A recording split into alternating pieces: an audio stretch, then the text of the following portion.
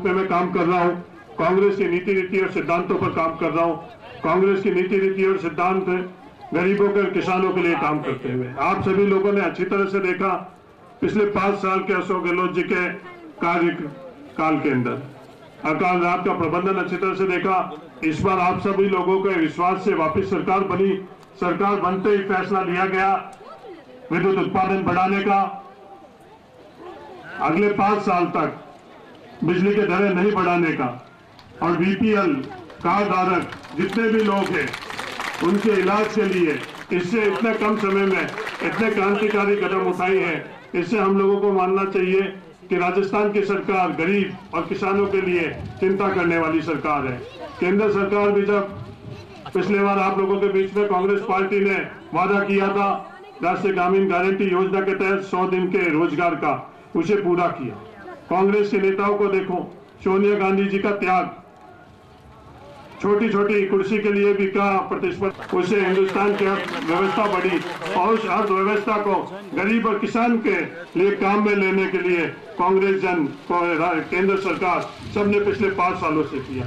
5 सालों के अंदर किसानों की स्थिति देखते हुए बिना घोषणा करे हुए 72,000 करोड़ रुपए का कर्जा माफी करे। कई योजना गरीब और किसानों के लिए कांग्रेस सरकार ने करी। मैं आप सब लोगों से यही निवेदन करता हूं, कांग्रेस की नीतियां, कांग्रेस के अंदर नई जाति नई धर्म किसी प्रकार का भेदभाव से कभी जैसलमेर की कई समस्या है, पेयजल की समस्या के अंदर पिछले 5 सालों में क्या काम हुआ क्या काम नहीं हुआ आप सब लोगों को अच्छी तरह से पता है। बातें बहुत बड़ी बड़ी हुई पर काम कितना हुआ वो आप लोगों से छुपावा नहीं है। डीएनपी के बारे के अंदर, राष्ट्रीय मरु उद्यान के बारे के अंदर कितनी बातें हुई पर किसी भी स्टेज के ऊपर नहीं तो लोकसभा के अंदर इस बात के बारे में चर्चा हुई, नहीं केंद्र सरकार के सामने पैरवी हुई, नहीं राजस्थान सरकार की तरफ से पैरवी हुई। मैं आपको विश्वास दिलाना चाहता हूं इसके अंदर केंद्र सरकार के तरफ से उस क्षेत्र के अंदर विकास हो सके, लोकसभा के अंदर उस बात के लिए करेंगे। पिछले 5 सालों के अंदर वर्तमान लोकसभा सदस्य ने लोकसभा में एक सवाल भी नहीं किया।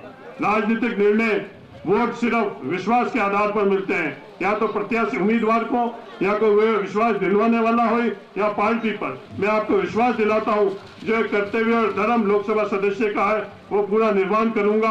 आप लोगों की आवाज संसद में उठाऊंगा, आप लोगों की आवाज केंद्र सरकार में उठाऊंगा और अपनी खुद की रहेगी, आप लोगों के विकास में भागीदार रखेगी। यह मैं आपको आश्वस्त करना चाहता हूं। आने वाले समय में आप मुझे समर्थन दो, मैं आपको पूरा विश्वास दिलाता हूं, आपके विश्वास पर मैं खड़ा उतरूंगा। बिना जाति बिना धर्म जो कांग्रेस का सिद्धांत है सभी को साथ में लेकर चलूंगा। मैं धन्यवाद देना चाहता हूं कांग्रेस के सभी नेताओं को, कर्नल सोनाराम जी को, गाजी फकीर साहब को, जिन्होंने मेरे जैसे छोटे से कार्यकर्ताओं को आशीर्वाद देकर स्नेह देकर आज इस चुनावी समर के अंदर झोंका। इनके आशीर्वाद और स्नेह और आप सभी लोगों के सहयोग से मुझे विश्वास है इस चुनाव के अंदर अपन लोग जीतेंगे और आप सभी लोगों की पैरवी में लोकसभा केंद्र सरकार में करूंगा। धन्यवाद। जय हिंद, जय भारत। सुनीता जी बहन से मैं निवेदन करूंगा कि संक्षिप्त में, बहुत संक्षिप्त में अपना उद्बोधन।